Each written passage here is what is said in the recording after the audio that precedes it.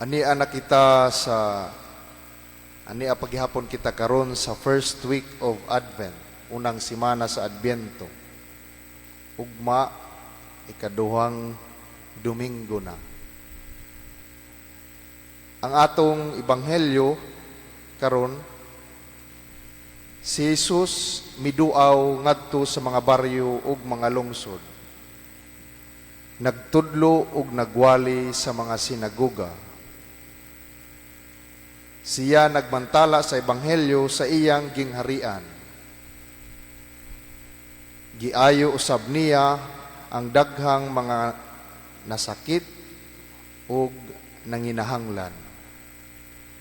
Ingon si Mateo diha sa ebanghelyo, sa pagkakita ni Jesus sa mga panon sa katawhan, napuno siya sa kaluoy kanila. Mao man ni kanunay ang bation ni Jesus kung aduna siya'y makita nga nanginahanglan, labi na kaning naay mga gipangbati sa ilang kaugalingon, physically o spiritually. Na-feel ni Jesus kung unsa ang nawala, ang gigutom ug mag-inusara nga tao. Dili lalim kung naa kay bation o nawala ka sa imong pangadlaw-adlaw nga kinabuhi o gigutom ka. Kung ako gani gutomon, magkurog na dadyon, dili na magkakaraw-karaw na dayon pagkuha sa plato o sa kutsara, kay lagi dili lalim gutomon.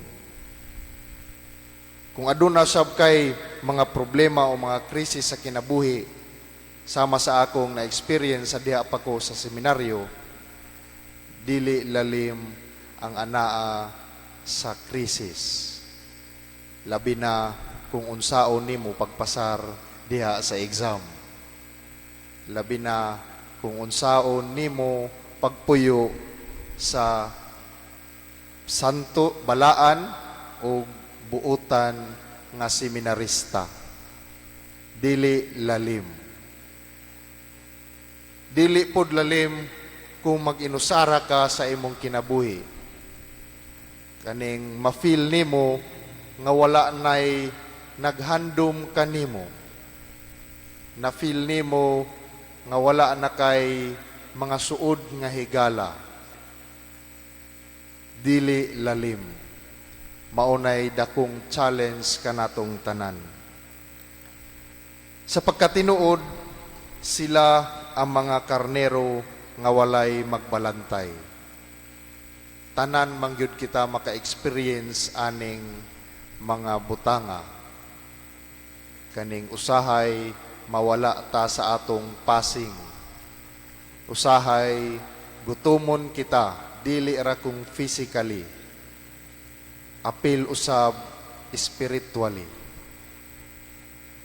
Usahay ma-feel pud nato nga kita mag-inusara. Naay mga tao nga nagpalibot apan dili ta komportable, apan dili ta komportable kanila sa paghatag sa atong mga problema o mga gipangbati nato sa atong kaugalingon. Unya gitawag ni Jesus ang iyang 12 ka mga disipulo. Iyang gihatag sa iyang mga disipulo ang gahom ug abilidad sa pag-ayo, sa paghingilin, sa dautan nga mga espiritu, ug sa pag-ayo sa tanang sakit. Gisugo dayon ni Jesus ang iyang mga disipulo sa pagpangita sa nawala nga karnero sa Israel. Nagunahuna kung giunsa pagtubag sa mga apostoles, nagunahuna ko kung giunsa pagtubag sa mga apostoles ang mga panudlo ni Jesus. Labi na gitagaan ni Jesus ang mga disipulo, ang iyang mga disipulo sa gahom sa pag-ayo. Labi na ang paghingilin sa mga daotang espiritu. Nagtuo ba gayud sila nga sila makaayo o makahingilin og daotang espiritu, o nagduha-duha ba sila? Bisan pag ang mga disipulo adunay pipila ka mga pagduda, mibati na sila nga gihatagan og gahom og kahinam. Pero before sila mubati ani, nagduha-duha gyud anay sila. Wala dayon sila mutuo diretso. Karon si Jesus naghatag usab kanato og gahom sa pag-ayo. Mamahimong mag-ayo lamang kita pinaagi sa pagpaminaw sa laing tao.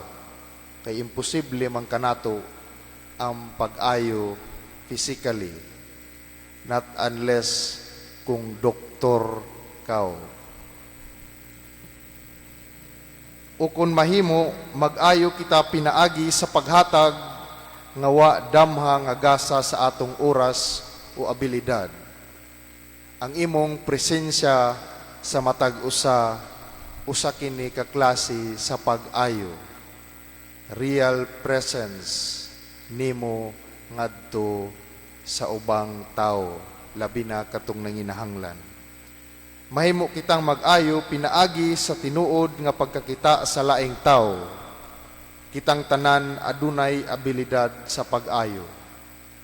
Dili ra lamang kung pag-ayo physically sa mga naay sakit. Physical. Ang pangutana tingali mao kini. Mituo bagayod kita ni ini, labi na diha sa pag-ayo sa atong isig katawo, ug gigamit ba nato ang atong gasa sa pagpang-ayo? Kinsa may atong dapat i-reach out karon aron sa pag-ayo. The Lord is telling us today nga we are sent by God para sa pag-ayo ngadto sa mga nanginahanglan, para sa pag-ayo ngadto sa mga naay sakit.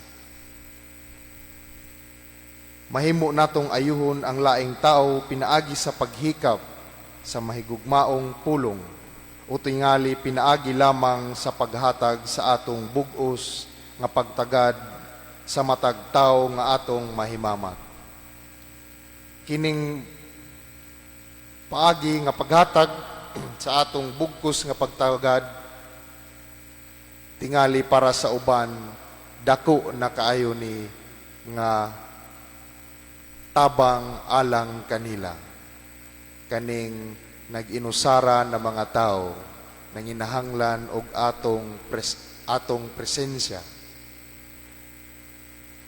Bisan og dili na lamang muhatag og mga pulong nga maka-comfort kanila, apan naa ka naminaw sa ilang mga problema, sa ilang mga kasakit, sa ilang kinabuhi. Mauna og hinumdumi usab kadtong mga tao nga mugahin og ilang oras ug gugma kanimo. Maunay labing importante. Nindot kini nga regalo, labi na panahon karon nga panahon sa Adbyento, nga makahatag sa atong kaugalingon. Labi na ang gasa sa oras. Dili sa ingon pa, dili raman ta kanunay magdawat. Muhatag po kita bisan kita walay maihikahatag financially.